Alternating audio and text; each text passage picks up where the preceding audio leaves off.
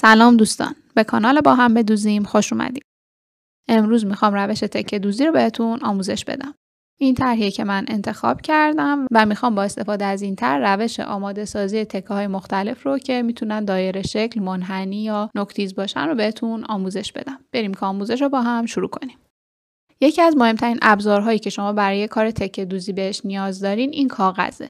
قسمت داخلی کاغذ همونطور که میبینید یه حالت براق داره و قسمت بیرونیش مثل کاغذ معمولیه. وقتی که من این رول کاغذ رو باز میکنم یه حالت مومی شکل داره و ویژگیش اینه که وقتی من این اتوی داغ رو بذارم پشت کاغذ این قسمت مومی کاغذ به پارچه میچسبه و من میتونم با کمک این کاغذ کار تکه دوزی رو خیلی راحت انجام بدم. کاغذی که پشت این گل چسبوندم رو ببینید. من با استفاده از همین کاغذ این طرح گل رو روی پارچه انداختم و تونستم این منحنی های دور گل رو به راحتی تو کار در بیارم. ابتدا میخوام روش درست کردن این گل رو بهتون آموزش بدم. الگوی مورد نظرم رو آماده کردم و میخوام طرحش رو بندازم روی کاغذی که بهتون نشون دادم. الگو رو میذارم روی سمتی از این کاغذ که بهتون گفتم مثل کاغذ معمولیه و طرحم رو روش منتقل میکنم. خب همونطور که میبینید من طرح رو انداختم پشت کاغذ و حالا باید با قیچی این طرح رو جدا کنم. این پارچه‌ایه که من برای درست کردن این گل میخوام ازش استفاده کنم. این قسمت از پارچه که رو به من هست قسمت پشتی پارچه است. اینجا جلو پارچه است و اینجا قسمت پشت پارچه. من این کاغذ رو طوری که این سمت مومی و براقش به سمت پشت پارچه باشه میذارمش اینجا. و حالا باید با اتوی داغ این کاغذ رو به پارچه بچسبونم. اتوی داغ رو میذارم روش تا اینکه این کاغذ کاملا به پارچه بچسبه و دیگه ازش جدا نشه.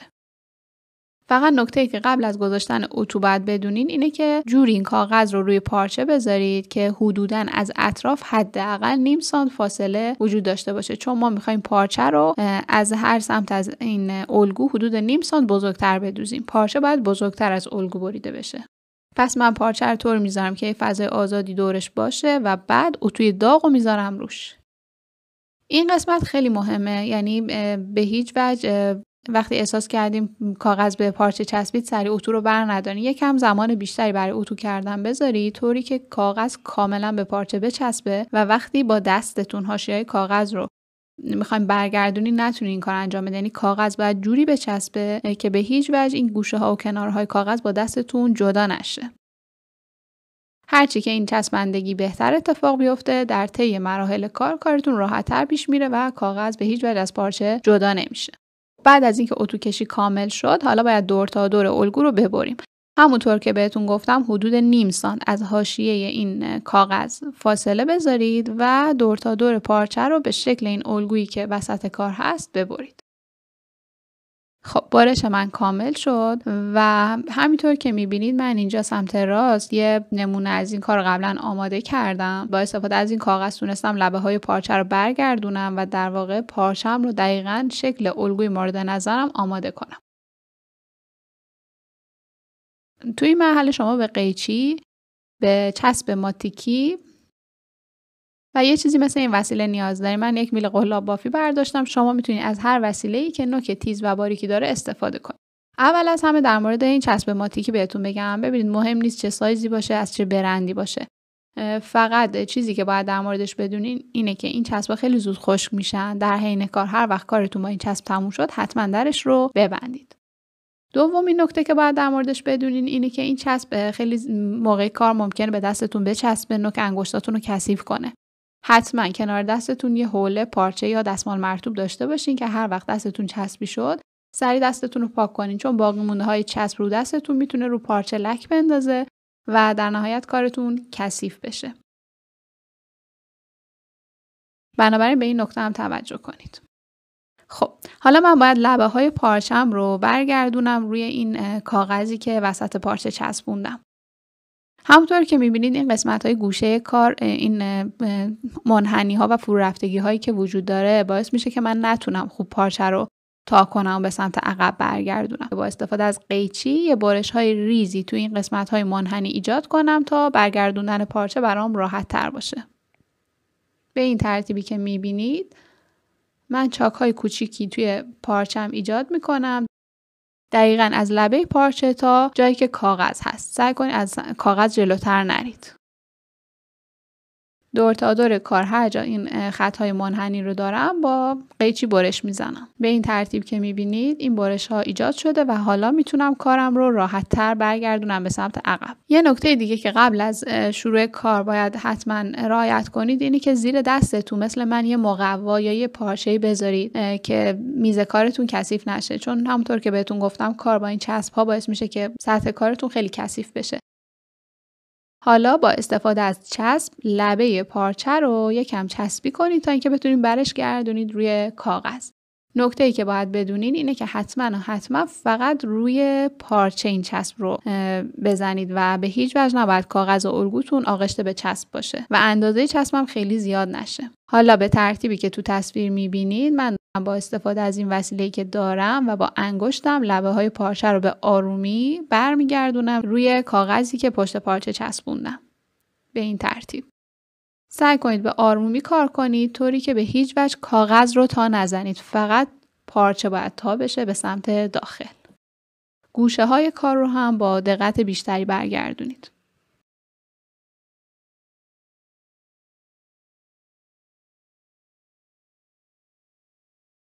خب همونطور که میبینید من با چسب و این وسیله‌ای که تو دستمه خیلی راحت تونستم این خط منحنی الگوم رو پارچه پیاده کنم. به همین ترتیب ادامه بدید و تیکه تیکه پارچه رو چسب کاری کنید و برگردونید. به هیچ وجه همه پارچه رو به یک باره چسب نزنید چون چسب هم اثرش زود میره. مرحله مرحله برید جلو.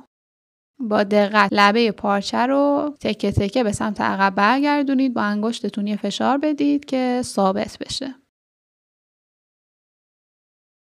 و هر چقدر که میتونید با دقت کار کنید که دستتون چسبی نشه و چسب به هیچ وجه روی سطح کار نیاد و پارچه‌تون رو لک نکنه.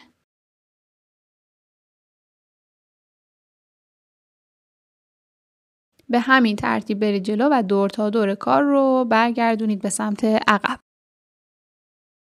من گلم رو آماده کردم. وقتی که کارتون به اتمام رسید حتما توی مرحله کار رو اتو کنید، یعنی اتوی داغو از جلو و هم از پشت بذارید روی کارتون طوری که این خط تاهایی که دور کارتون افتاده کاملا رو پارچه فیکس بشه، چون ما قراره در نهایت کاغذ رو از وسط کار در بیاریم. حالا بریم سراغ ساختن برگ ها. سمت مومی کاغذ رو میذارم روی قسمت پشتی پارچه و با اتوی داغ به پارچه میچسبونم و دقت کنید که یک فضای آزادی دور تا دور الگو بذارید. حالا حدود نیم سانت از دور الگو فاصله بذارید و قسمت های اضافی رو ببرید. در مورد دو سمت نوک‌تیز برگ ها دقت کنید. من یک کمی از این قسمت بالاتر یه برش میزنم طوری که دو انتها یه خط صاف ایجاد بشه. حالا این طرف کار رو چسب میزنم و پارچه رو میخوابونم به پشت کار.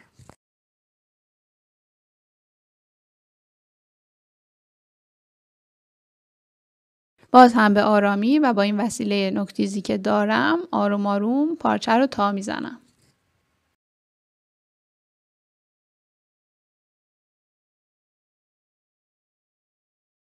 اگر کارتون رو تمیز و مرتب انجام بدید خیلی راحت مثل من میتونید خط منحنی رو پارچه ایجاد کنید. حالا باید برم سراغ قسمت دیگه. ببینید اگر من سمت مقابل رو به این ترتیب تا بزنم این لبه های برگ این قسمت اضافی پارچه از این ور میاد بیرون و شکل درستی پیدا نمیکنه. اگر همین قسمت رو ببرم اضافات پارچه ریش ریش میشه و کارم تمیز از آب در نمیاد. کاری که اینجا باید انجام بدین اینه که نوک کاغذ رو پیدا کنید و دقیقاً رو همین نقطه نوک پارچه رو تا کنید به سمت داخل. به این ترتیب. و حالا میتونید ضلع مقابل رو تا بزنید روش و اون شکل نوک‌تیز برگ حفظ میشه و دقیقاً میتونید پارچه رو مثل الگویی که رو کاغذ بود در بیارید. برای تمامی قسمت‌های نوک‌تیز حالا هر طرحی که داشتیم باید از همین روش استفاده کنید. سمت دیگه هم به همین ترتیب. دقیقاً از جایی که نوک کاغذ تموم میشه پارچه رو تا میزنم و بعد ضلع مقابل رو هم چسب کاری میکنم و برمیگردونم پشت کار.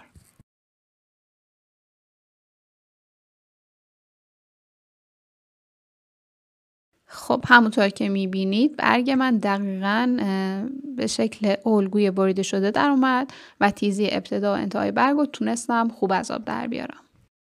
حالا بریم سراغ شکل‌های گرد و دایره‌ای شکل. این قسمت دایره وسط گله. باز از قسمت براق کاغذ میذارمش رو پشت پارچم و یه فضای آزادی دور تا دور الگو در نظر میگیرم و اضافات پارچه رو میبرم. چسبکاری این قسمت هم مثل مراحل قبل تیکه تیکه پارچه رو چسب بزنید.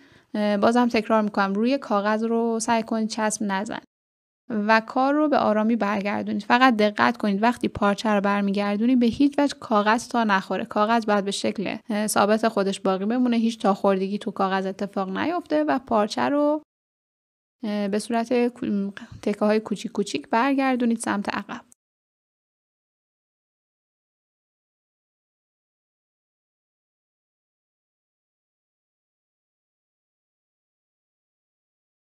و باز هم وقتی کار تموم شد حتما کار رو اتو بزنید تا شکل نهایی کار حفظ بشه.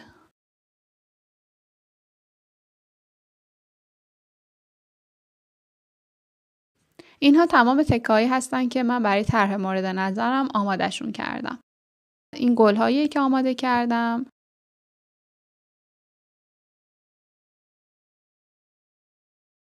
قسمت دایره‌های وسط گل، برگ‌ها رو به تعدادی که می‌خواستم درست کردم و در نهایت چند تا گل هم برای قسمت وسط کار هست. در مورد این تکه میخوام بهتون توضیح بدم. ببینید این دو تکه روی کار اینجوری قرار میگیره، یعنی اون تکه کوچیک‌تر میره زیر این تکه بزرگ و مخفی میشه. این قسمت پایینش رو همونطور که میبینید من تا نزدم، چسب کاریش نکردم و همونطور آزاد گذاشتم چون قراره بره زیر این لایه روی. اگر من این قسمت رو برمیگردوندم و تا میزدم یکم برجسته میشد و از روی کار شکلش تمیز و مرتب نبود، باد میکرد زیر کارم و شکل خوبی پیدا نمیکرد. برای همین من این قسمت رو آزاد گذاشتم و چسب کاریش نکردم.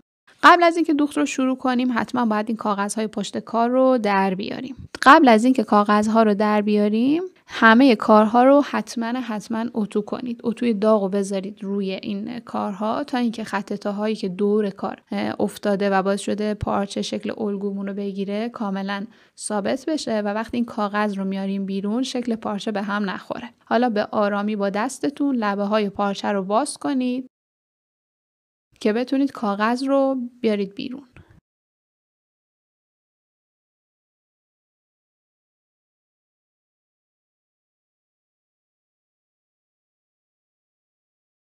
خب حالا من کاغذ رو به آرامی از کار جدا میکنم. موقع بیرون آوردن کاغذم خیلی عجله نکنید که بتونید کاغذ رو به طور کامل بدون پارگی بیارید بیرون. علتش هم اینه که این کاغذها چند بار معمولا قابل استفاده است، یعنی حدوداً 3 بار شما میتونین از این کاغذ استفاده کنید و این حالت مومی پشت کاغذ باقی میمونه تا حدود 3 بار قابلیت چسبیدن مجدد به پارچه رو داره. بنابراین اگر قرار یک طرح رو تکراری درست کنید میتونید چند بار از یک کاغذ استفاده کنید.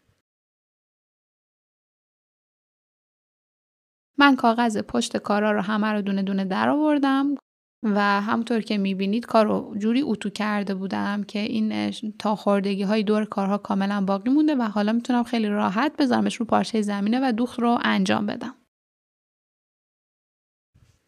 این پارچه زمینه که من برای کارم انتخاب کردم همونطور که میبینید یه سری خطوط افقی عمودی و مورب با اتو روی پارچم انداختم. علتش اینه که میخواستم طرح رو به صورت متقارن دقیقاً بتونم رو پارچه منتقل کنم. این خطوط رو گذاشتم که فاصله تکه پارچه ها و جای هر کدوم کاملا مشخص باشه. شما میتونید به این روش یا حالا هر روشی که میتونید جای تکه ها رو پارچه علامت بزنید و بعد به ترتیبی که میخواین تکه پارچه ها رو پارچه زمینتون بچینید.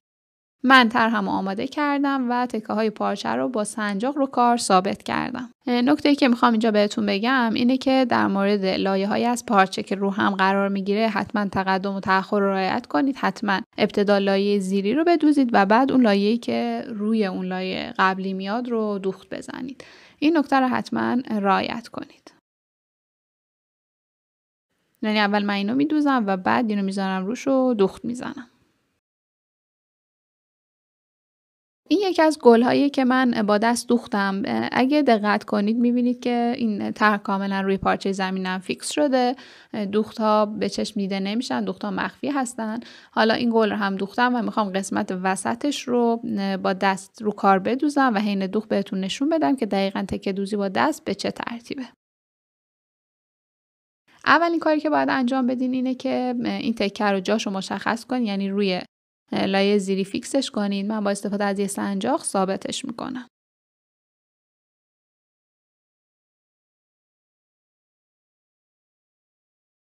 حالا باید نخ همرنگ این تکه پارچه‌ای که میخوام بدوزم انتخاب کنم و تا حد امکان این نخ بهتره که دقیقاً همرنگ پارچه باشه، یعنی هرچی رنگش نزدیکتر باشه کار دوختتون تمیزتره. این قسمت پشت کارمه. ببینید این پشت اون گل قرمزیه که من روی کار دوختم. همونطور که میبینید گره پشت کار افتاده و دوخت دورم هم یه دوخت خیلی تمیزه، یعنی پشت کارم هم به اندازه جلوی کار تمیزه. حالا برای دوخت این قسمت زرد رنگ من نخو از یه جای از وسطای همین پارچه زرد وارد کار میکنم و بعد نوک سوزن رو دقیقاً از حاشیه پارچه زرد واردش میکنم. اینطوری میخوام گره پشت کار مخفی باشه و دوخت دقیقاً از یک نقطه از این خط تایی که انداختم آغاز بشه.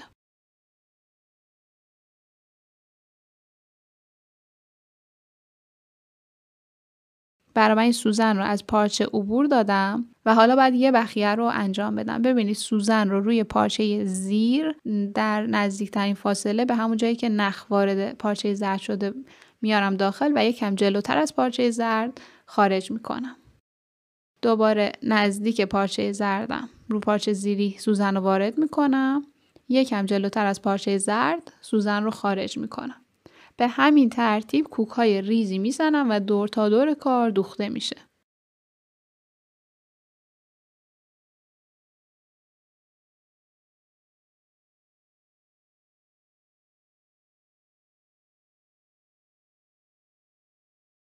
به حرکت دستم نگاه کنید و ببینید که تا جایی که میتونم دارم کوک‌های خیلی ریز و نزدیک به هم میزنم.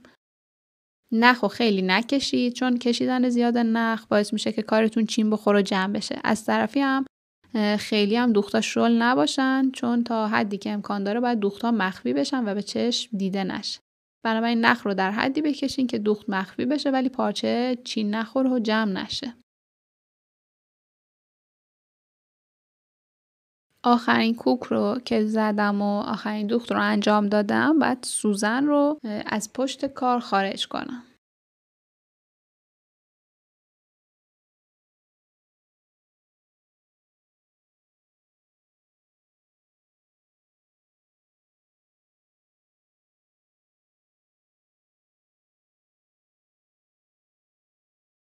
سوزن رو از پشت پارچه خارج میکنم و پشت پارچه یه گره محکم میزنم.